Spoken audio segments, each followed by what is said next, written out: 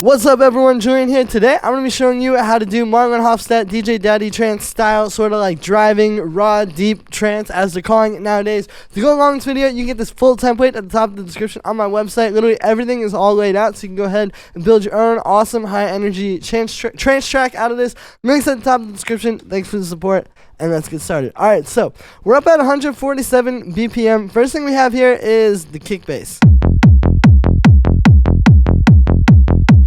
So yeah, when it comes to this sound, I really treat these as kind of like together, right? Because at the end of the day, it's really not just the kick and it's not just the bass. It's that push and pull, right? So I really try to just think of those kind of in the same way. Kick's pretty simple. It's just a big fat 909. You'll notice though, I tuned it, and I also made it a bit shorter too, because if you're going to have this, you know, this kind of punchy upbeat bass, you don't want the kick to get in the way with it. If I drag that back over, see, you kind of get the bass going into the bass line. So this just keeps it really clean. We're also doing a low pass filter with an envelope. So this is another kick technique, is like, because without this,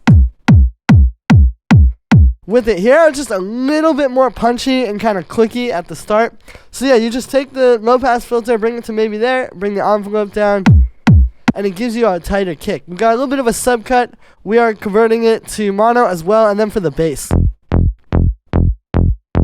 So we're playing on F, and these are eighth notes, but you notice they're not full eighth notes, right? Like a full eighth note would be. And see how it has more groove when it's like a bit shorter like that? So really play around with the note lengths. I think that's really important for this style. And again, making it fit with that kick. If this is too long and it goes into the kick, or they don't have like a good balance between them, you're not going to get that groove that you want. Now, for the sound on here, we're using operator. There's a reason I like using operator. I'll show you the bass patch first though. So yeah, it's just a saw wave, square wave, and then a sine 8, which has like a little bit of harmonics. I've got the saw wave up an octave, and this is the reason why I love operator for these basses, is right down here, this phase R. What that is phase retrigger. So essentially the phase on the waveform is like where you are on the waveform, right? And when you turn that off, you'll notice you get this constantly changing sort of bass sound. And see, sometimes it's fatter than others and it's not as like full, but then if you retrigger the phase every time, you just get one solid bass note. And it seems simple, and it seems like it might not even matter, but I promise if you do this, it's going to be the difference between like pretty good to like professional. We got a low pass filter on this with an envelope as well. I'm cutting out some more sub on this and converting it to mono. And then we got the drums. Now, the drums here aren't really going to be that busy. It's kind of like you just got one thing for sort of each group, right? Like you got your hi-hat and your clap. You can see on both of those, I'm using the volume envelope to just make them a little bit shorter. Again, this trance groove is all about the length of the drums and the bass. Yeah, as soon as I start changing that, all of a sudden the groove doesn't hit the same. We've got a ride. And then this rave loop. This is from actually my Ultimate Hard Techno drum library. I'll put the link to that in the description. But yeah, you see, you really want to get this stuff good. And then you just bring in the rave loop over top of that. You know, it's really a background, even though it seems so upfront and important, it's really like get that other stuff right, and then this will work with no problem. So then we have our little stabs.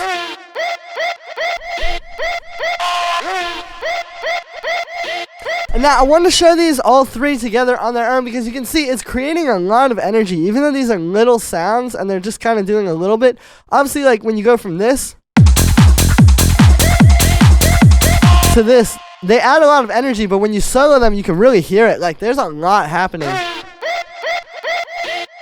This is almost like its own beat, right? So it starts here. Well, it starts here with the vocal just going. Right, it's just those two sounds. You hit right on the one, and then at the end of 2 bars, you hit on that 4, and then right back to the 1 again. So you start with that, right? I've just got a little bit of reverb, overdrive. The overdrive is good too for that, like, you know, kind of crazy, more mid-rangey sort of texture you hear on a lot of these vocals. Just try distorting them. Some delay, and then a high pass, and then we got this. So then there's this little rave chord, which is just bouncing off of that. It's like, right, like that. So that creates a lot of energy having those two together. And this is just a stab sample. I'm high passing it a little bit. And then the last one is this little stab.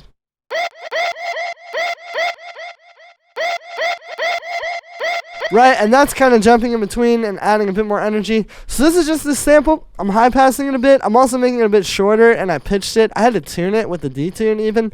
I got a little bit of delay, and then it's just being sidechained. Pretty simple, but when you put it all together,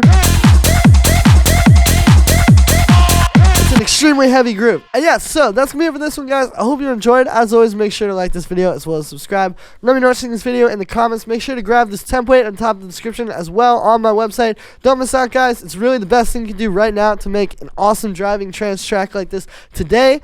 Thanks for the support, everybody, and I'll see you tomorrow with another video.